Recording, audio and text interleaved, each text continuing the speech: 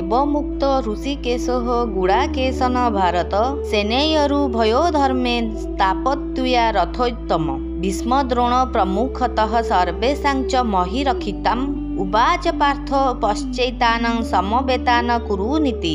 संजय कहले, हे भगतवशी राजन, निद्राजयी अर्जुन एपरि कहिबा परे अंतर्जामी भगवान श्रीकृष्ण दुई सेनाक मध्य भागरे पितामह भीष्म आचार्य द्रोणक सम्मुखरे तथा समस्त राजाक सम्मुखरे श्रेष्ठ रथ को ठिया करी कहिले, हे पार्थ, एही समवेत कुरुवंशी मानकु देख। गुड़ा केश शब्दर दुईटी अर्थ रही। गुड़ा अर्थ कुंचित एवं केश अर्थ बाल। यार मुंड बाल कुंचुकुंचिया, ताहार नाम गुड़ाकेश।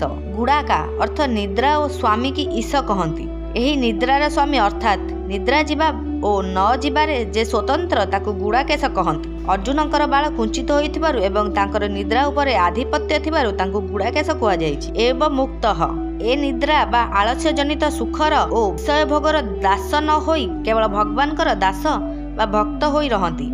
सेई भक्तंक कथा भगवान शुणती। केवल जे शुणती ताहा नुहे, ताहांक आज्ञा मध्य पालन करती। तेणु निजर सखा भक्त अर्जुन आज्ञा देवारु अंतर्जामी भगवान श्रीकृष्ण दुई सेनाक मध्य भागरे तांकर रथ रखिले। ऋषिकेश इंद्रिय मानकर नाम ऋषिक। जे इंद्रिय गणकर ईश अर्थात स्वामी ताकू ऋषिकेश कहती। एठारे ऋषिकेश कहिबार तात्पर्य है मन बुद्धि इंद्रियादि मानकर प्रेरक एवं समस्तंकर आज्ञादाता भगवान श्रीकृष्ण अर्जुन का आज्ञापालक होइगले। अर्जुन प्रति यह तांकर केते कृपा। दुई सेना मध्यस्थल में जोटी खाली स्थान थिला सेठारे भगवान अर्जुन का श्रेष्ठ रथ को ठिया करदेले। भीष्म द्रोण प्रमुख सर्वेचा मही रक्षिताम। जेउठारु अर्जुन को कुटुंब संबंधी पितामह भीष्म, विद्या संबंधी आचार्य द्रोण और कौरव सेनार मुख्य राजा माने भल भाव देखा जाई परिवे, से स्थान में भगवान श्रीकृष्ण अति चतुरतार सहित रथ को रखिले। धृतराष्ट्रकर पुत्र और पांडुकर पुत्र उभय कुरुपदर अंतर्भूत, कारण उभय कुरुवंशी अटंती।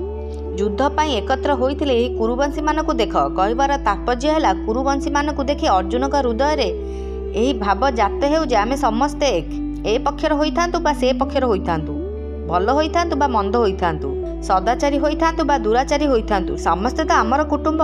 एही परि हेले अर्जुन का लुक्कायित मोह जाग्रत हेबो एवं मोह जाग्रत हेले अर्जुन जिज्ञासु हेबे। फल अर्जुन को निमित्त करी भावी कलिजुगर जीव मानकर कल्याण पाई गीतार महान उपदेश दिया जाई परिबो। एही भावना रे भगवान एठारे पश्चातान समवेतन कुरुन कहिले।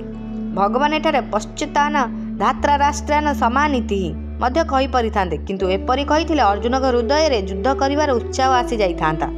फल गीता प्राक्यटर अवसर मिली न थांता एवं अर्जुन का हृदय केउ सुपुत्र कौटुंबिक मोह दूर करने को भगवान निजर दायित्व मन करुले, ताहा मध्य दूर हो पारि न था। जेपरी कौनसी बथ बाहरिले वैद्य प्रथमे ताकू पचाइबा चेष्टा करते एवं पाची गले फटाई भल कर दियंती। सेहीपरि भगवान भक्त हृदय रे लुचि रही मोह को प्रथमे जागृत करी तापरे ताहाकू दूर करती। एठारे मध्य भगवान अर्जुनकर प्रसुस्त मोह को कुरुनपस्य कही जागृत करुछंती एवं आगकू उपदेश दे याकू नष्ट करिवे। अर्जुन कही मु एमानकू देखिबी निरीक्षे अवक्षे, तेणु भगवान एठारे पश्य कहिबार आवश्यक नथिला। भगवान तो केवल रथ ठिया करी देइथिले चली थांता, तथापि भगवान रथ ठिया करी अर्जुनकर मोह जाग्रत करबा पई एही कुरुवंश मानकू देख कहिले। कौटुंबिक स्नेह और भगवत प्रेम ए दुईटी मध्य बहुत पार्थक्य रही। कुटुंब प्रति ममतायुक्त स्नेह होइगले सेमानकर अवगुण देखा जाए नहीं, बरं एमाने मोर एपरी भावना सृष्टि हुए। एहीपरि भक्त प्रति भगवानकर विशेष स्नेह होइगले भक्तर अवगुण आड़क भगवानकर दृष्टि जाए नहीं, बरं ए मोर ताकर एपरी भावना रहे। कौटुंबिक स्नेह रे क्रिया और पदार्थ शरीर आदिर एवं भागवत प्रेम रे भावर प्राधान्य थाए। कौटुंबिक स्नेह रे मूढ़ता मोह एवं भागवत प्रेम रे आत्मीयतार प्राधान्य थाए। कौटुंबिक स्नेह रे अंधकार थाए एवं भागवत प्रेम रे आलोक थाए। कौटुंबिक स्नेह रे मनुष्य कर्तव्यच्युत होता है एवं भागवत प्रेम रे तल्लीनता जो कर्तव्य पालन विस्मृति हो जाई पारे, किंतु भक्त केबे कर्तव्यच्युत हुअंती नाही। कौटुंबिक स्नेह रे कुटुंबकर एवं भगवत प्रेम रे भगवानकर प्राधान्य थाए।